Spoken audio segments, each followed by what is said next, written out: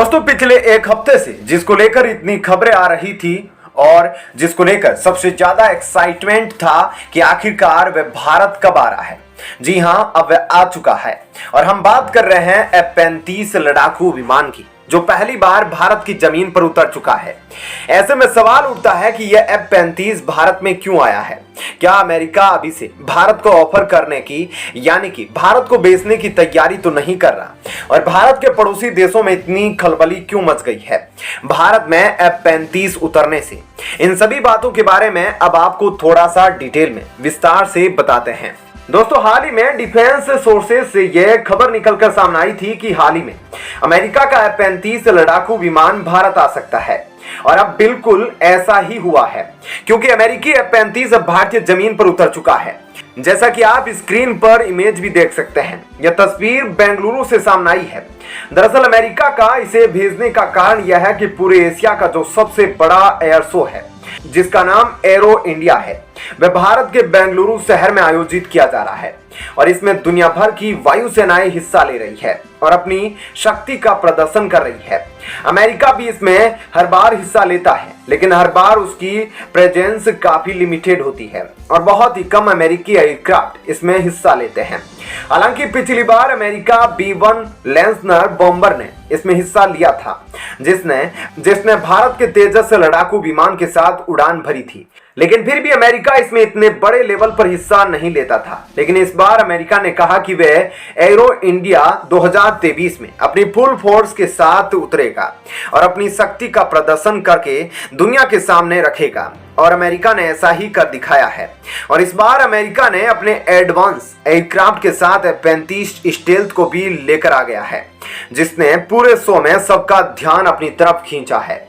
लेकिन इस air show में F-35 को लाने का मकसद सिर्फ प्रदर्शन ही करना नहीं है और ना ही दुनिया को अपनी ताकत दिखा रहा है। दरअसल इसका मेन मकसद भारत और भारतीयों के सामने F-35 को प्रेजेंट करना है। F-35 की जो पावर और कैपेबिलिटी है, उसका प्रदर्शन भारतीय वायुसेना के सामने करके उसे इंप्रेस करना, क्योंकि अमेरिका यह इरादा रखता है कि भविष्य में वह भारत को F-35 बेचेगा।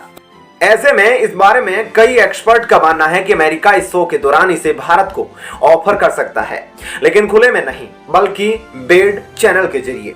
लेकिन कई लोगों का यह भी मानना है कि अमेरिका अभी इसे रिप्रेजेंट करेगा और बाद में भारतीय वायुसेना के सामने इसे पिच करेगा, यानी कि अभी कुछ भी हो सकता है। लेकिन अब यह देखा जा रहा है कि जैसे ही F-35 भारत आया है, तब से भारत के पड़ोस में काफी खलबली मच गई है, खासकर पाकिस्तान में, क्योंकि वहां की मीडिया और बड़े बड़े जर्नलिस्ट को यह लगता है कि चीन को हराने के लिए अमेरिका भारत को F-35 ऑफर कर सकता है, और भारत इसका इस्तेमाल चीन के खिलाफ तो करेगा ही, लेकिन उससे भी ज्यादा इस्तेमाल होगा पाकिस्तान के खिलाफ, क्योंकि F-35 अगर भारत के पास आ जाता है, जब भी भारत का मन करेगा वह आराम से पाकिस्तान के ऊपर 4-5 बम गिराकर वापस आ जाएगा।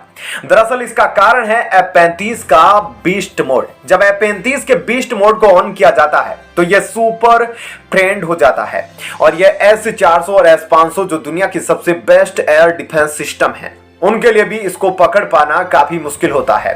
तो वहीं पाकिस्तान के पास तो ऐसा कोई ढंग का रडार नहीं जो इसे एक सेकंड में ट्रैक कर पाए, इसलिए पाकिस्तान को सबसे ज्यादा डर लग रहा है F-35 के भारत आने से। लेकिन फिलहाल आप इस एयर शो में F-35 के कई सारे आने वाले दिनों में करतब देखने वाले हैं। तो दोस्तों, ऐसे में इस खबर के बारे में आपकी क्या राय है, हमें कमेंट करके जरूर बताएं। चलिए अब जान लेते हैं एक और बड़ी खबर। दोस्तों, जिस तरह से भारत ने तुर्की को सपोर्ट करना शुरू किया है, उसके बाद से ही पाकिस्तान और चीन के होश उड़ गए हैं। लेकिन इन सब के बीच चीन अब पीओके की बलि देने जा रहा है, यानी अब पीओके पाकिस्तान का हिस्सा बना रहे। उसके लिए जो सपोर्ट चीन पाकिस्तान को करता था, अब वह सपोर्ट करना बंद कर दिया है दोस्तों। और अब पाकिस्तान बता रहा है कि चीन ने उसके साथ सबसे बड़ा धोखा किया है।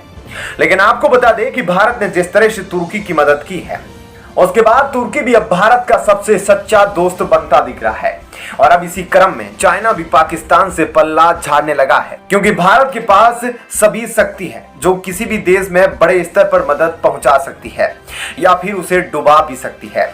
और चीन भी अब चाहता है कि भारत के साथ उसके रिश्ते सही हो, क्योंकि भारत के पास कुछ ऐसी पावर है जो चीन के पास नहीं है। चाहे वह एमटीसीआर की बात हो, जिसे पाने के लिए चीन हमेशा उतावला है और भारत के पीछे पीछे रहता है, या फिर बात सैनिकों के मनोबल की हो, सभी क्षेत्र में भारत चीन से काफी आगे है और इसलिए अब चीन पीओके की बलि देने को तैयार है। ऐसे में अब यह जानना जरूरी है कि आखिर कैसे चीन पीओके की बलि दे रहा है, वह अब आपको थोड़ा सा डिटेल में बताते हैं। दरअसल चीन को चाहिए ताइवान, और अगर इस मैप में आप देखेंगे तो ताइवान है इस तरफ और पीओके हैं इस तरफ, दोनों ही अलग डायरेक्शन में हैं। ऐसे में अगर चीन ताइवान को लेने के लिए आगे बढ़ता है तो जाहिर सी बात है उसे इस तरफ से जापान, नाटो, अमेरिका, इन सभी की सेनाओं का सामना करना पड़ेगा।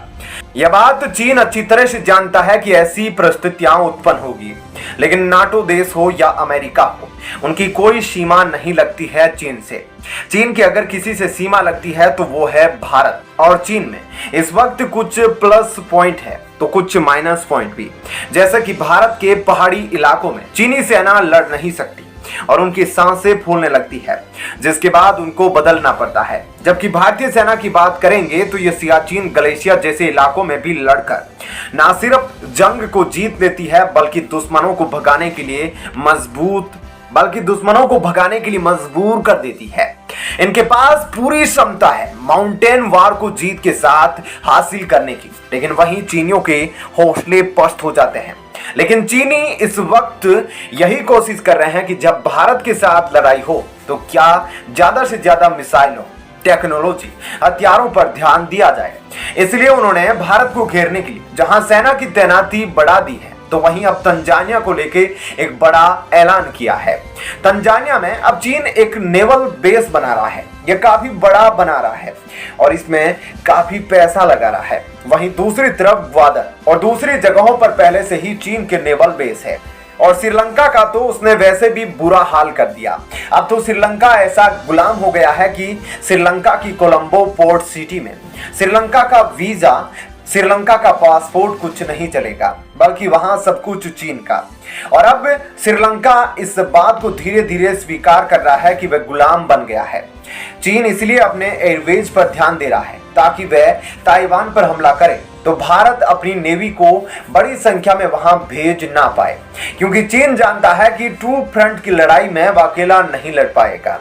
अगर एक तरफ इधर नाटो, अमेरिका, जापान ये देश आ जाते हैं और दूसरी तरफ से भारत अगर अपना फ्रंट खोल देता है तो चीन के लिए बड़ी मुश्किल खड़ी होने वाली है।